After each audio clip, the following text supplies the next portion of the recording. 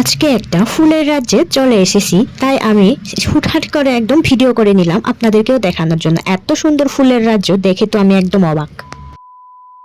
এই সিজনে যেহেতু চেরি ফুল ফুটে, চেরি ফুলের সিজন কিন্তু এখন, তাই আগে আমরা চেরি ফুল দেখলাম। চেরি ফুল দেখার পরে আরেকটা লাইনে চলে গেলাম, ঠিক একই পার্কে একই ইয়াতে।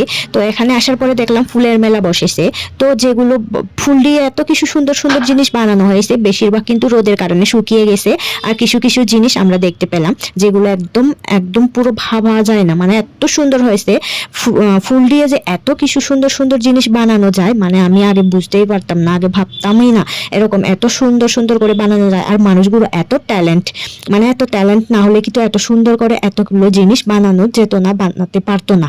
তো আমি এখানে এসে আসলে বুঝতে পারলাম মানুষের এত বুদ্ধি থাকে, এত ট্যালেন্ট থাকে, যে ফুলের মেলাতে না আসলে আমি বুঝতে পারতাম না। এই যে দেখেন এখন মাত্র এগুলো আবার রেডি করতেছে, কারণ এগুলো মনে হয় আগের বানানো, এগুলো রোদের কারণে শুকিয়ে গেছে, যার কারণে আবার নতুন করে তৈরি করা হচ্ছে ফুল দিয়ে বিভিন্ন জিনিসপত্র, বিভিন্ন কিছু। এই যে দেখেন ফুলের মেলা আর ফুলের রাজ্য, এখানে আসলে পুরো মনটাই ভরে যায় ফুলগুলো দেখতে দেখতে। কোন ধরনের ফুল দেখবেন, একদম মনে হয় হাজার রকমের ফুল আছে। এই যে হাতি বানানো হয়েছে ফুল দিয়ে, আর এটা কি যেন বানানো হয়েছে, এটাও কিন্তু পুরোটাই ফুল দিয়ে। দেখেন ফুল দিয়ে গাড়ি আর বিভিন্ন ধরনের অনেক কিছু, পালকি, এইসব জিনিসগুলো বানানো হয়েছে। এগুলো দেখেই তো আমি একদম অবাক। প্রথমে আমি বুঝতেই পারিনি, আসলে মনে হয় মানে কম বানিয়েছিল এরকম। যখন আমরা আরেকটা রাস্তা দিয়ে হেঁটে যাচ্ছিলাম, মানুষের ভিড় দেখে কিন্তু এগুলো আবার দেখতে পেলাম। এদিকে না আসলে কিন্তু জানতেই পারতাম না। আমরা মূলত দেখতে আসছিলাম মানে চেরি ফুল, যেহেতু এখন ফুটে, চেরি ফুলের একটু সৌন্দর্য উপভোগ করার জন্য দেখতে আসলাম, কিন্তু ফুলের মেলা বসেছে এটাই জানতাম না। তো এখানে আসার পরে এত হাজার রকমের ফুলের মেলা দেখে আমার একদম ভালো লাগছে।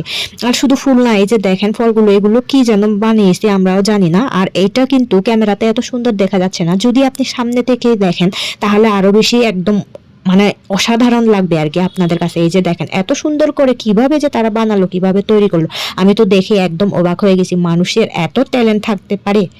আর এখানে একটা পালকিও তৈরি করা হয়েছে, আর নিচে হাতি বানানো হয়েছে। চাকাগুলোও দেখেন কি সুন্দর করে, তাদের মাথায় এত বুদ্ধি কোথা থেকে আসলো। আর ফুলগুলো দেখেন কি সুন্দর করে সারিবদ্ধভাবে রাখা হয়েছে। এখানে কিন্তু ভিতরে যেতে দেয় না, এখানে একটা ফিতা দেওয়া আসে, এই ফিতার ভিতরে যাওয়া যায় না। এই যে কারণ ফিতার ভিতরে যেতে দিলে বাচ্চারা কিন্তু ফুলগুলো ছিঁড়ে নষ্ট করে ফেলবে, যার কারণে পরের বার যারা দেখতে আসবে তারা দেখতে পাবে না এত সৌন্দর্য।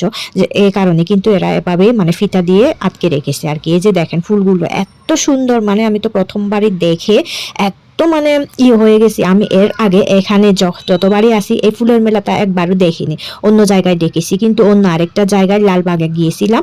লালবাগ পার্কের ভিতরে কিন্তু ফুলের মেলা বসেছিল, তখনও কিন্তু টিকেটের ফি অনেক বেশি ছিল। তো আজকে আবারও আসলাম একটা, এখানে কিন্তু টিকিট নেওয়া লাগে না, এখানে কোনো টাকাও দিতে হয় না। এরপর আমরা ফুলের মেলা দেখার পরে চলে যাচ্ছি মানে আরেকটা জায়গায়, যে জায়গাটি মানে আমরা একটু ঘুরবো, ঘোরার পরে এখান থেকে আমরা বাসায় চলে যাব। এত সুন্দর, আসলেই ভালো লাগলো।